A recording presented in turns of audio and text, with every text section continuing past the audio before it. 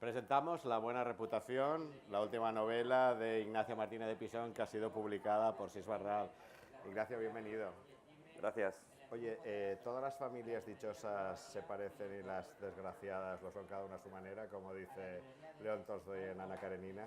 Pues la verdad es que sí, es de esas frases gloriosas a la que Nabokov le dio la vuelta en Nada volar 2, pero es de esas frases que han quedado ya para siempre y que de hecho se pueden adoptar como casi como un lema, ¿no? Porque yo las novelas que escribo sobre familias desdichadas precisamente porque lo son cada una a su manera, ¿no? Hablemos de esta familia desdichada. Yo no la veo tampoco muy desdichada. Los Caro, hablemos de los Caro.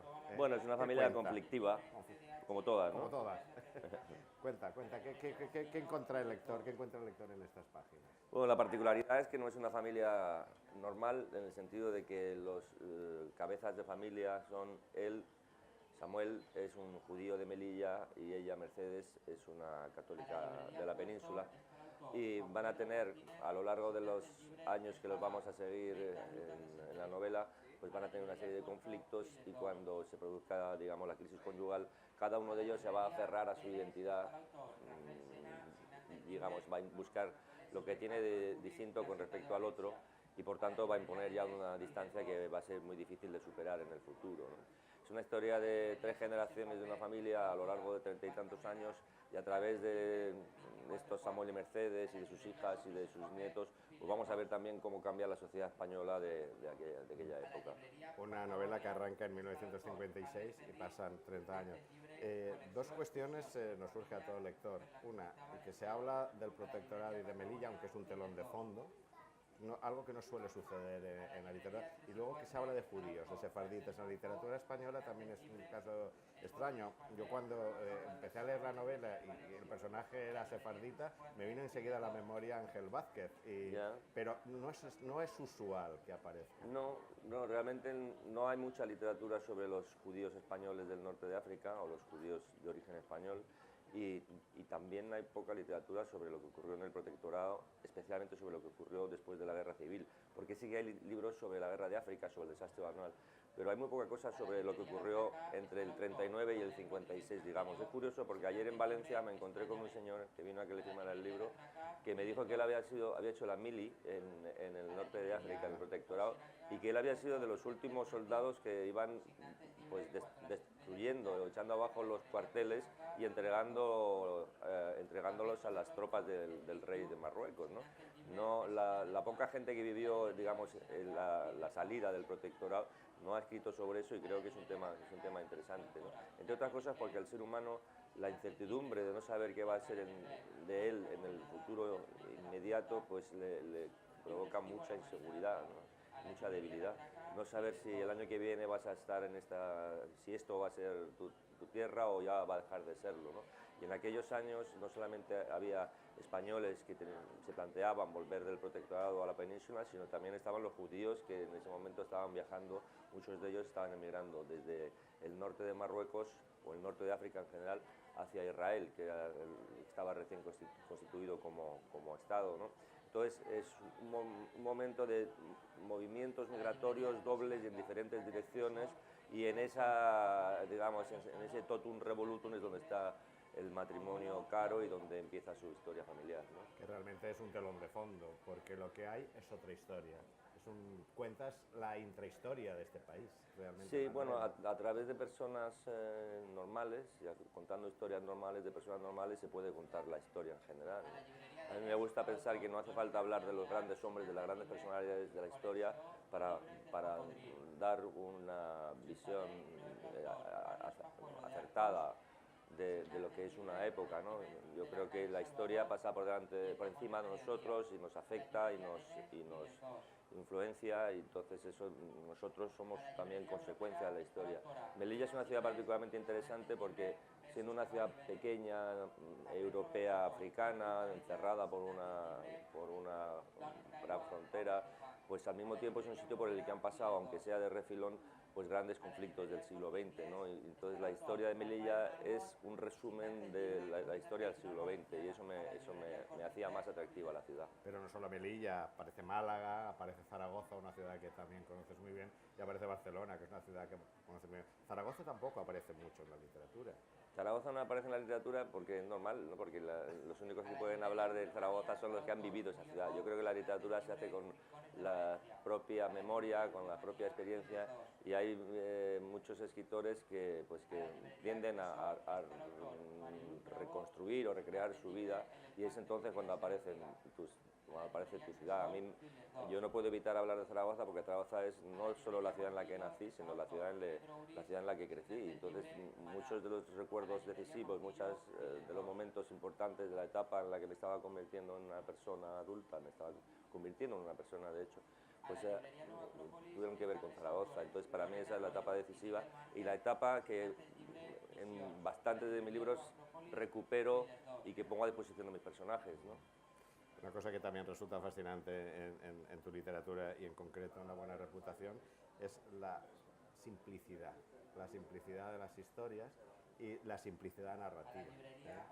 Sí, a mí me gusta la claridad, me gusta que el lector sepa qué historia le están contando y conozca bien a los personajes y le importen los dramas de esos personajes y que comparta también sus momentos de felicidad. Entonces creo que una prosa oscura, una prosa demasiado adornada, una prosa hecha de alardes retóricos, pues seguramente va a imponer una especie de muro entre el lector y esa historia, o entre el lector y esos personajes. Seguramente esa prosa impediría pues, que reconociera como propia la historia de sus personajes, que es en el fondo lo que busco, ¿no? Los adjetivos los justos. Adjetivo lo justo, sí, porque realmente los adjetivos, bueno, eso depende de cada uno, ¿no? La prosa es una extensión de cada uno. Yo no llevo ni anillos, ni relojes, ni tatuajes, ¿no? Pues del mismo modo que no llevo ni anillos ni relojes, pues tampoco pongo adjetivos, que sería un poco la bisutería de la prosa, ¿no? Leyendo la novela, y lo tienes en el título, a la clase media, esto marcas en una época muy concreta, más que vivir la historia, lo que le preocupa es la buena reputación. Sí. ¿Tú crees que esto sigue? Sí, yo creo que la reputación es algo muy importante a lo que tenemos que proteger. El problema es que de la clase media siempre se ha hablado pues satirizando su faceta más hipócrita, ¿no? Como que están más preocupados por la reputación que por comportarse de acuerdo con unos principios morales de rectitud, y sin embargo pues tampoco es siempre así, porque la reputación es como ese destilado que queda después de que uno se ha comportado de forma decente y recta, ¿no? Entonces, aunque es verdad que la buena reputación suena a irónico, ¿no? Porque suena a persona, a gente de bien que cumple las leyes, pero que a la hora de la verdad, en cuanto puede, las transgrede. También es verdad que creo que hay algo bueno, del ser reconocido más como alguien valioso, ¿no? Un poco el lema que se plantea Samuel en la novela con respecto a la comunidad judía de Melilla, ¿no? Que al principio le consideran un hombre un poco tarambana, no muy leal, pero en algún momento él decide hacer méritos ante su propia comunidad y se convierte en un pequeño héroe al contribuir al rescate de varios judíos que están siendo hostigados en Marruecos, y organizar esa operación para sacarlos de ahí y llevarlos a Israel. Y bueno, pues para alguien como Samuel conseguir esa buena reputación entre los suyos pues es algo muy importante. Una galería de personajes, tú nombras a Samuel, pero hay una galería de personajes femeninos inolvidables, que es algo que también sucede mucho en tus novelas. Mercedes, esta Miriam, esta Sara, esta Sí. Felisa, Felisa, que es las criadas en mucho juego, y está sobre todo un personaje que sale muy poco, pero marca muchísimo, que es Alegría. Alegría, sí, Alegría es la otra vida, la vida secreta de Samuel. Y bueno, en realidad la familia, el mundo de lo doméstico es un mundo femenino, ¿no? Sobre todo en los años 50 y en los años 60. Y es normal que no solo tenga protagonismo, sino que tengan hegemonía, ¿no? En buena parte de la historia. Cuando crecen los niños, las madres son las que mandan, y al lado de las madres hay otras mujeres que también son las que colaboran. Y mientras tanto el hombre es como el que está afuera haciendo gestiones, ganando dinero, haciendo negocios, ¿no? Y las historias de la familia, las cosas que de verdad importan, suelen suceder en casa. Por tanto, la figura de la mujer es una figura hegemónica de forma obligatoria, ¿no? Mercedes, Vivian, Sara, Samuel, Felisa, ya están con los lectores. ¿Y ahora quién hay en casa de Ignacio Martínez Pisón? ¿Están todavía ellos o ya han ocupado otros habitantes? Pues todavía estoy con ellos muy vivos y no me los puedo quitar de la cabeza porque esta es la primera vez que he escrito una novela y ha salido casi de forma inmediata porque la terminé en diciembre y ha salido 3 meses después o 4 meses después. No ha pasado el año que a veces pasa entre que termina la novela y se publica. Entonces tengo los personajes muy vivos y aunque estoy intentando crear otros personajes para otra novela, todavía estos no les han dejado entrar en esa habitación. Y me parece que voy a tardar un poco en ponerme a trabajar sobre otra historia. ¿Mercedes les dejará el Dojedar? El Dojedar sí, es el coche clásico, de hecho es el cochazo, ¿no? El Aiga que decían entonces, ¿no? Era muy impresionante un Dojedar para la clase media y la pobre mujer que no sabe conducir. Y otro personaje se enfada porque le dice que tiene un Gordini. Un Gordini, sí. Y no tengo un Gordini. Son los coches de la época. El paisaje automovilístico de la época eran en principio SEAT 600 y SEAT 1500, pero también había de vez en cuando unos coches diferentes y entre ellos estaba el Gordini, que a mí me parecía muy gracioso porque era casi como un juguete. El Dodge Dart, que era ya un cochazo, y luego había un coche que nos gustaba mucho a los niños, que era el Citroën Tiburón, que era el que traían los franceses. Jugábamos con el Tiburón Citroën para allá. El Citroën para allá, pero sobre todo eran los franceses cuando venían en verano, cruzaban por España yendo hacia las playas, los veías con sus Citroën Tiburón. Tomás iba con un... Y el presidente de la República Francesa tenía como coche oficial Citroën Tiburón. Y los discos Belter. Sí, eso también es época.